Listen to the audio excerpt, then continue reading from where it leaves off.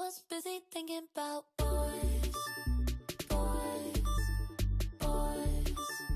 I was busy dreaming about boys. Assalamualaikum. Saya di sini untuk menjelaskan persentase paragraf. Pengertian paragraf. Paragraf adalah kumpulan kalimat yang biasanya mempunyai satu ide pokok dan cara penulisannya sedikit, menjorok ke bagian dalam atau menggunakan garis baru. Nama lain dari paragraf adalah alinea. Paragraf terdiri dari beberapa jenis, mulai dari jenis paragraf berdasarkan isinya, fungsinya, dan juga peletakan gagasan utama dari sebuah tulisan. Fungsi paragraf. Paragraf adalah sebuah kalimat dapat menjadi pengantar sebuah ide-ide, isi kalimat, dan kalimat penutup pada tulisan yang dibuat oleh penulis. 2. Mencurahkan suatu perasaan dan pemikiran penulis dalam sebuah mahakarya atau karya atau kalimat dalam bentuk tulisan yang dibuat secara logis dan dapat diterima oleh pembaca. 3. Paragraf dapat membantu pembaca untuk memahami segala sesuatu mengenai isi dan topik dalam sebuah tulisan. 4. Memudahkan penulis untuk menyusun ide-ide tentang tulisan yang akan dibuatnya. 5. Dapat membantu penulis dalam mengembangkan gagasan-gagasan atau ide dari segala sesuatu yang berhubungan dengan topik yang ingin ditulis menjadi karya sebuah tulis. Jenis-jenis paragraf. 1. Jenis paragraf berdasarkan fungsi. 2. Jenis paragraf berdasarkan letak gagasan utama. 3. Jenis paragraf berdasarkan isinya. 1. Jenis paragraf berdasarkan fungsi. A. Paragraf pembuka. Dalam sebuah karangan, kecuali karangan ilmiah, paragraf pembuka umumnya ditulis untuk memancing rasa keingintahuan pembaca terhadap isi artikel secara keseluruhan. B. Paragraf isi. Paragraf ini berisi bagian-bagian pokok dalam suatu karangan. C. Paragraf penutup. Paragraf ini biasanya berisi kesimpulan, saran, harapan, ringkasan, dan penekanan kembali hal-hal penting yang terdapat dalam setiap karangan. D. Paragraf penghubung. Paragraf ini fungsinya adalah untuk menghubungkan antara paragraf satu dengan paragraf lainnya atau karangan satu atau dengan karangan lainnya. 2. Jenis paragraf berdasarkan letak gagasan utama. A. Paragraf deduktif. Paragraf deduktif adalah paragraf yang letak gagasan utamanya terletak di awal paragraf. B. Paragraf induktif. Paragraf induktif adalah paragraf yang letak gagasan utamanya berada di akhir paragraf. C. Paragraf ineratif. Paragraf ineratif adalah paragraf yang letak gagasan utamanya berada di tengah paragraf. D. Paragraf campuran. Paragraf campuran adalah paragraf yang letak gagasan utamanya berada di awal dan di akhir paragraf. 3. Jenis paragraf. Berdasarkan isinya, paragraf eksposisi.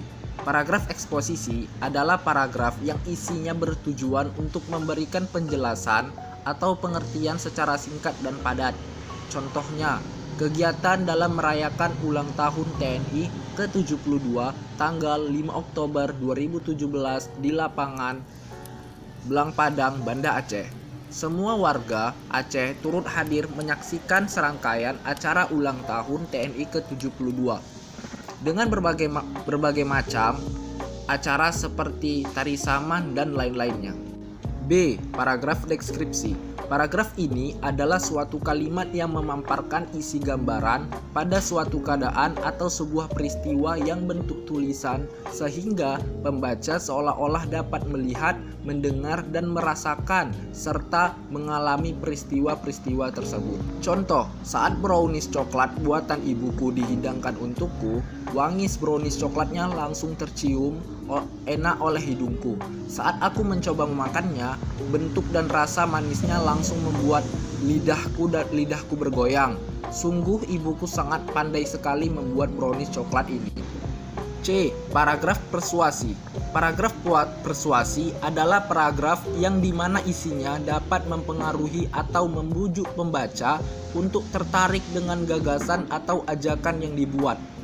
Contoh, paragraf persuasi adalah paragraf yang dimana isinya dapat mempengaruhi atau membujuk pembaca untuk tertarik dengan gagasan atau ajakan yang dibuat. D. Paragraf argumentasi. Paragraf ini adalah suatu kalimat paragraf di mana isinya dapat meyakinkan pembaca sehingga memperoleh dan menerima gagasan dalam sebuah karya yang ditulis oleh penulis. Contoh, membaca memang merupakan faktor penting dalam menguasai berbagai ilmu pengetahuan. Seorang penasihat hukum pasti selalu membaca buku-buku yang terkait dengan hukum, sebab jika tidak membaca buku hukum, pasti ia akan tidak tahu pasal-pasal yang tertera di buku. E. Paragraf narasi. Paragraf ini adalah suatu kalimat paragraf di mana isinya menceritakan suatu peristiwa atau sebuah masalah, sehingga membuat pembaca menjadi terhibur atau terharu.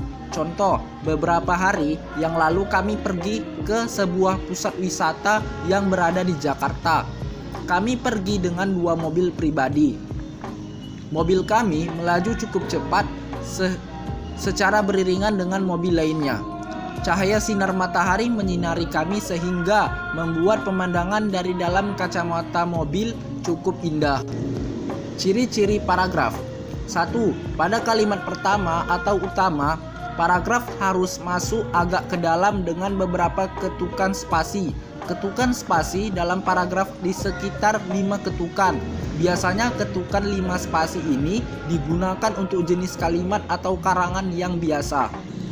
Paragraf biasanya digunakan sebagai pikiran utama dalam sebuah kalimat atau topik yang telah ditentukan oleh penulis. Kalimat topik dan kalimat pengembang dalam paragraf memiliki fungsi dalam penulisan di mana fungsi tersebut dapat menjelaskan atau menerangkan pikiran utama dari penulis sebuah karya atau karangan dalam sebuah kalimat topik. Yang keempat, selain itu, pada poin keempat paragraf juga memakai sebuah kalimat penjelas dalam tulisan di mana kalimat penjelas tersebut berisikan tentang kedetailan dari kalimat topik. Paragraf memang bukan kumpulan dari kalimat topik, tetapi paragraf di sini berisi beberapa kalimat penjelas dan hanya 1 kalimat topik.